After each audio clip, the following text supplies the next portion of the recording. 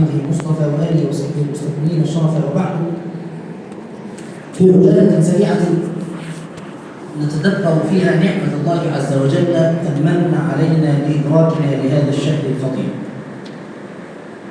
فشهر رمضان المبارك أنعم الله عز وجل علينا بإدراكه هذا العام، وكم من أناس كانوا معنا في عامنا الماضي ولم يرزقهم الله عز وجل نعمة الصحة أو نعمة البقاء إلى هذا الوقت.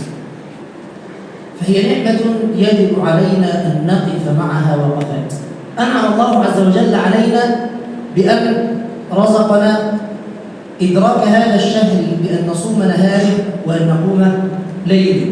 هذا الشهر الفضيل يجب على كل واحد منا أن يتسابق مع نفسه، يتسابق مع نفسه في فعل الخيرات وفي فعل طاعات الله عز وجل. فكما هو معلوم أن هناك في هذه الدنيا مواسم، في مواسم للتجارة، وفي مواسم للزراعة، وفي مواسم للصناعة. عارفين إن في موسم معين للصناعة المعينة بتروج فيه أو الناس بيشتروها فيه، وهناك مواسم للتجارة في موسم معين كل واحد عارف البضاعة اللي تتباع في الوقت المعين، والزراعة كذلك. فكذلك نحن من أراد أن يتاجر مع ربه سبحانه وتعالى فليعلم أن هناك كذلك مواسم للطاعات. ونحن الآن في أهم هذه المواسم من أيام الدنيا على الإطلاق. هذا الشهر الفضيل الذي فرض الله عز وجل علينا صيام نهاره، وسن لنا نبيه صلى الله عليه وسلم قيام ليله.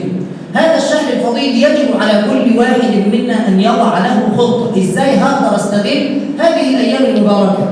هنصوم صيام رمضان أو هنصوم صيام بالامتناع عن الأكل والشرب ما فرضه الله عز وجل علينا، ولكن مع هذا الصيام هناك صيام للجوارح. كل واحد هيمنع جوارحه عن أن تعصي الله عز وجل. ليس الصيام بامتناعك عن الطعام والشراب فقط، مش معنى أن أنا صايم أن أنا مش هاكل واشرب وبس أو همتنع عن الجماع وبس، لا، ده الصيام هو أن تمتنع جوارحك هي الأخرى، وأن تكون صائمة هي الأخرى، أن تمتنع عن اللغو والرفث، أن تمتنع عن الكذب، أن تمتنع عن الخوض في أعراض الناس بالغيبة والنميمة. هذا هو الصيام. صيام أن تغض بصرك عما حرمه الله عز وجل، صيام البصر. هذا هو الصيام الذي أوجبه الله عز وجل علينا. من أراد أن يتقبل الله عز وجل منه صيامه فليحافظ على الصيام بجميع أنواعه. ليس صيام عن الطعام والشراب أو عن الأكل والشرب، وإنما صيام لجميع الجوارح.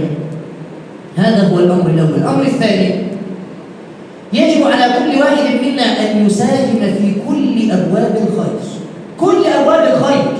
أنت عارف دلوقتي أي نعم نحن نصوم صيام فريضة، بنقوم قيام سنة. طيب ممكن من السنن كذلك أن يكون لك ورد من القرآن. كم من أناس يحضرون القرآن من السنة للسنة، ما بيمسكش المصحف غير في رمضان وفقط. يعني كلنا قد شغلتنا الدنيا، كلنا مشغولين بالدنيا أي نعم، ولكن ليكن لك نصيب وورد من القرآن في كل يوم وليلة.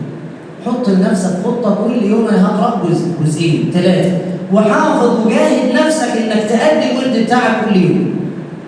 يبقى من المساهمة في أبواب الخير أن يكون لك ورد من القرآن، ومن المساهمة كذلك أن نحافظ على أذكار الصباح والمساء. أذكار الصباح والمساء وإن كانت مسنونة طيلة أيام العام، ولكنها في هذه الأيام آكد، فهي سنة عن نبينا صلى الله عليه وسلم. وكذلك من المساهمة في أبواب الخير، بل وأراها أعظم أبواب الخير في هذه الأوقات، أن يكون لك صدقة في هذه الأيام المباركة. كلنا عارفين إن إحنا في ظروف طاحنة اليومين دول، عارفين إن ضيق العيش طال كل منا، الدنيا غليت على الكل. لذلك فساهم ولو بصدقة يسيرة في هذه الأيام، واعلم علم اليقين أن مالك لن ينقص أبدا من صدقتك هذه. مش أنا بس اللي بقول الكلام ده، لا، ده الصادق المصدوق صلى الله عليه وسلم، صلوا عليه، هو الذي يقول بذلك، بل ويحسن على ذلك صلى الله عليه وسلم. ففي حديث أبي كبشة الأنباري رضي الله عنه يقول: قال نبينا صلى الله عليه وسلم: 3 أقسم عليهم. 3 أمور النبي صلى بيحلف عليها 3 أقسم عليهن وأحدثكم حديثا تحفظوه. أولى هذه ال3: ما نقص مال من صدقة. مالك لن ينقص أبدا من صدقتك، فساهم في أوجه الخير وتصدق ولو باليسير. إن كنت أنت نفسك تستحق الصدقة فساهم أنت كذلك بصدقة. أخرج وأنفق ينفق عليك. نسأل الله عز وجل أن يتقبل منا صلاتنا وصيامنا إنه لذلك والقادر عليه. وشكر الله لكم وجزاكم الله خيرا وقولوا إلى صلاة